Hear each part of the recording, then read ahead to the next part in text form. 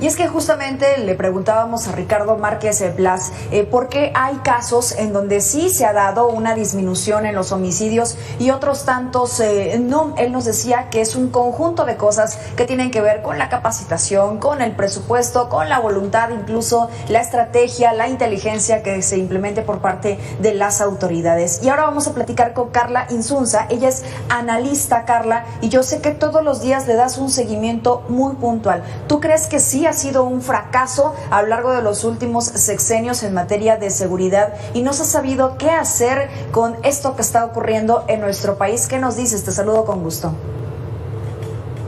Hola, ¿qué tal, Mitzi? Muchísimas gracias. Bueno, yo creo que el fracaso es evidente y eso lo sentimos todos los ciudadanos, sin importar el estado de la República en donde nos encontremos. El sentir de la inseguridad es una preocupación, ¿no? Según las estadísticas del INEGI, ha habido un aumento considerable, sobre todo en estados como Aguascalientes, Zacatecas, Michoacán, de cómo es la percepción de sus ciudadanos. Sin embargo, bueno, hay muchos tipos de delincuencia, que es lo que ha marcado a México, ¿no? Hay una parte que es el narcotráfico como tal. Hay una parte que también es la pobreza, desgraciadamente, que se vive en México, que eso también ha obligado a gente a tomar las decisiones de tener que robar. Y también tenemos la parte de los migrantes, que eso también ha sido un parteaguas para el alza de delincuencia en México. Entonces, pues sí, sin duda, es un tema que preocupa, pero que no está ocupando, a mi punto de vista, como debe de ser a las autoridades. Fíjate que coincido totalmente contigo, no está ocupando realmente a las autoridades esta estrategia de abrazos, no balazos, y de repente vemos estos videos que incluso los mismos grupos criminales hacen virales a través de las redes sociales, en donde vemos esta fuerza de alguna forma, Carla, que están presentando estos tanques, estas armas de grueso calibre, y que pareciera que en donde quedamos como Guardia Nacional, por ejemplo, en donde pareciera que se le está apostando todo y está dejando mucho que desear. Mira, al final de cuentas todo viene en jerarquía y ahí no podemos olvidar el acción-reacción, ¿no? Si nuestro jefe, nuestro líder, no establece una posición de mano firme, ¿no? Y por ejemplo lo que pasó a Azucena no hace mucho, de este mensaje donde la amenazan, donde el presidente dice, es que yo no quiero que muera nadie de estos cárteles, es que donde parecería que la vida de la gente que no está acatando las órdenes de una sociedad y no está cumpliendo con el orden vale lo mismo que todos los ciudadanos, pues bueno, si no hay ninguna consecuencia hacia los actos que hacemos, pues las cosas siguen siendo iguales o peores, ¿no? Y esto se vuelve tierra de nadie.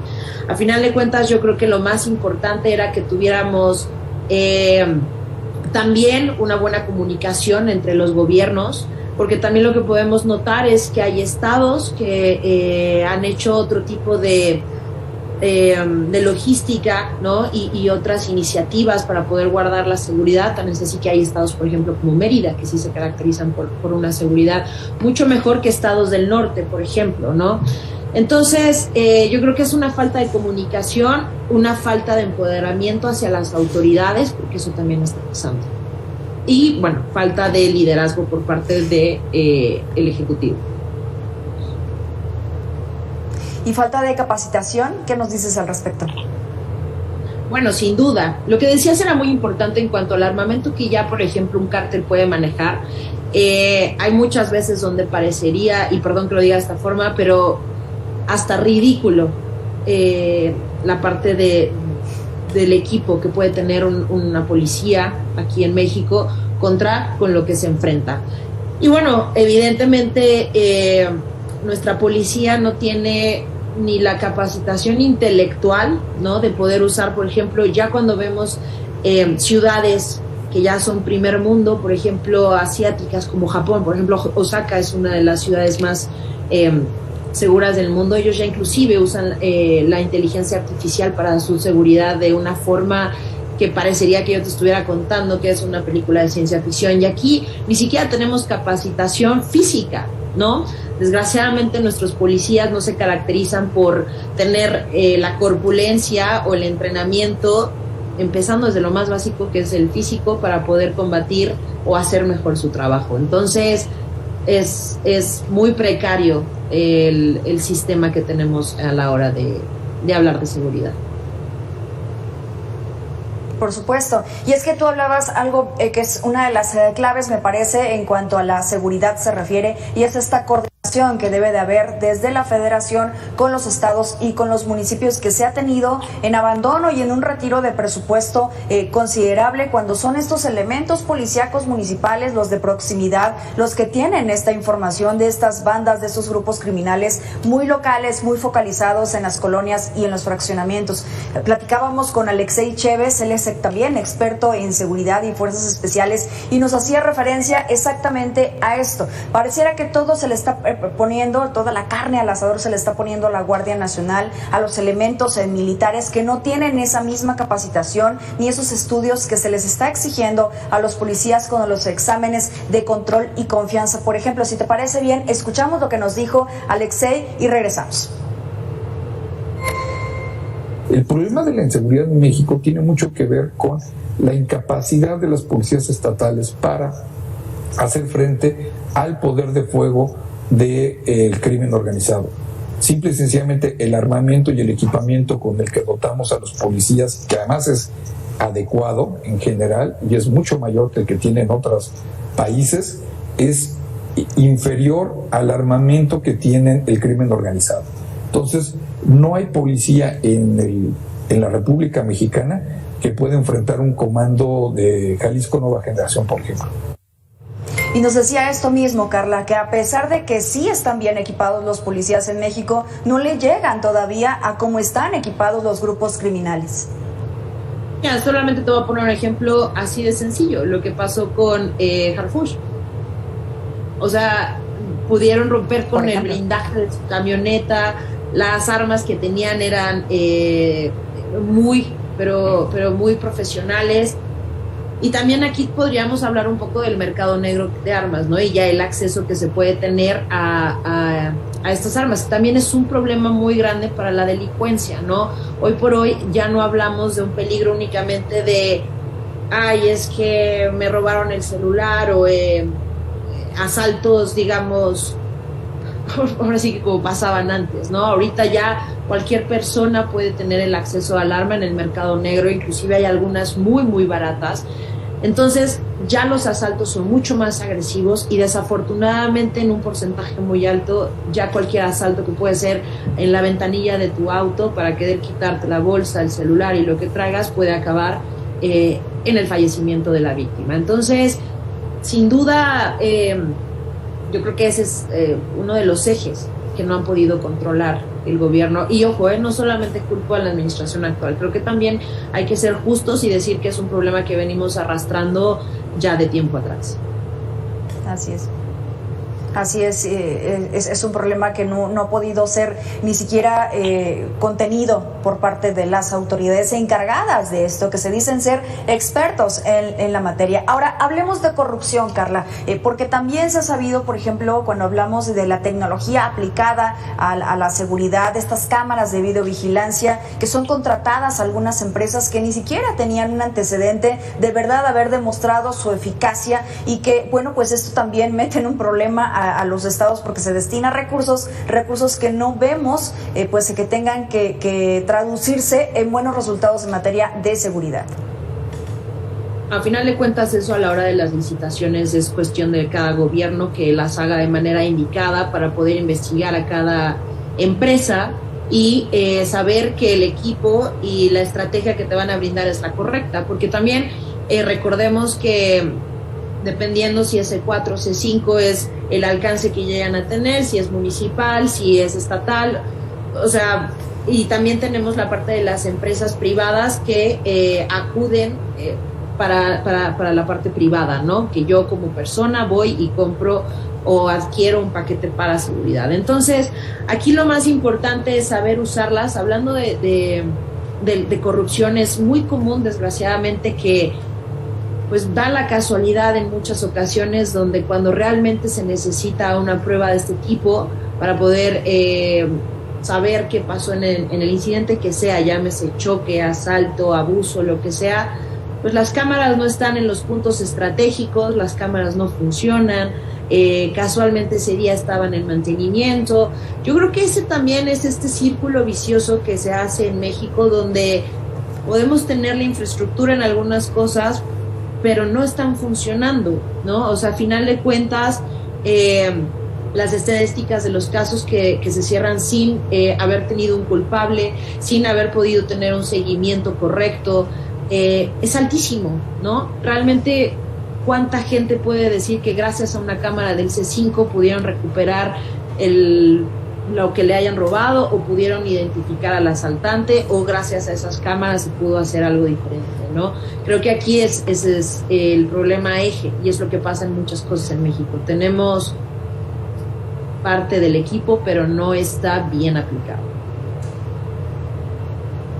No está bien aplicado. Fíjate que en este sentido, generalmente estas cámaras del C5, del C4, dependiendo de lo que aplique en cada una de las localidades, pues sí, efectivamente no son aplicadas para algunos casos, algunos de los robos, pero sí estas cámaras de videovigilancia que están instaladas en las casas privadas, solamente por un acto quizá de buena fe o incluso por una orden de un juez, es que te pueden entregar esas imágenes. Pero la tecnología, nos decía también uno de los expertos, si no va acompañada de capacitación y del personal que las opere de manera adecuada, no sirven de nada. Esto nos lo dijo así Juan Francisco Torres, él es secretario general del Consejo de México Unido contra la Delincuencia. Así nos lo dijo.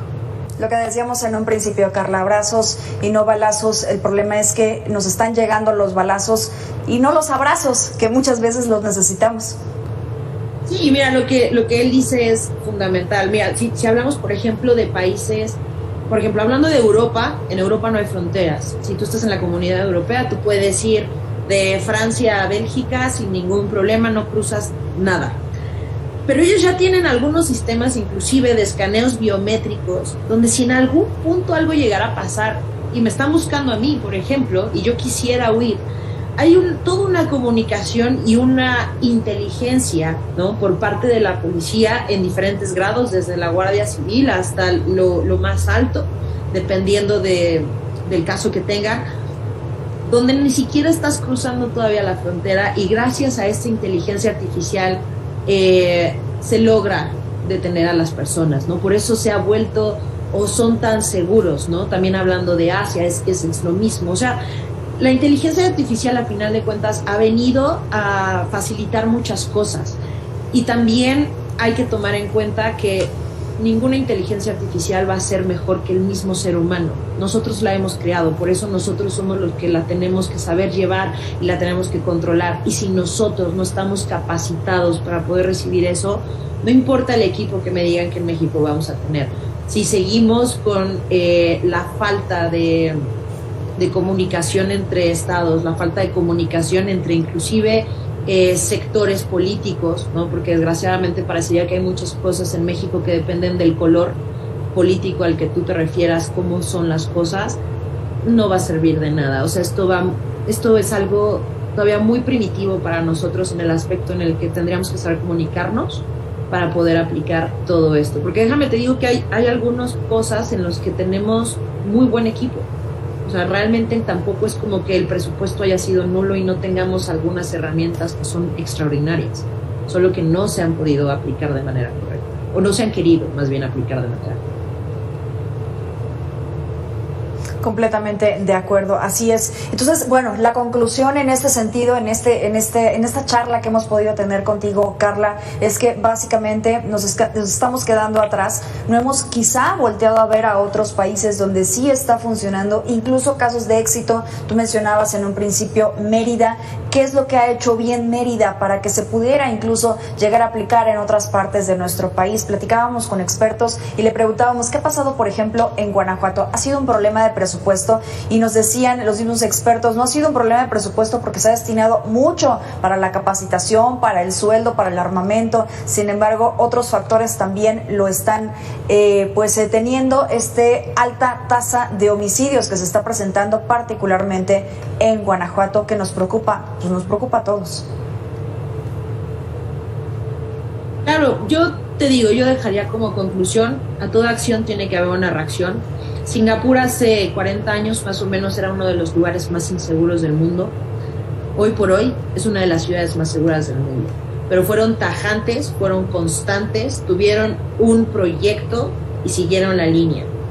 Y ante todo, era mucho más importante un ciudadano que respeta las leyes que el simple hecho de una persona cuando roba, cuando mata, cuando hace algo que está violando los códigos que tenemos, en automático pierde todos sus derechos.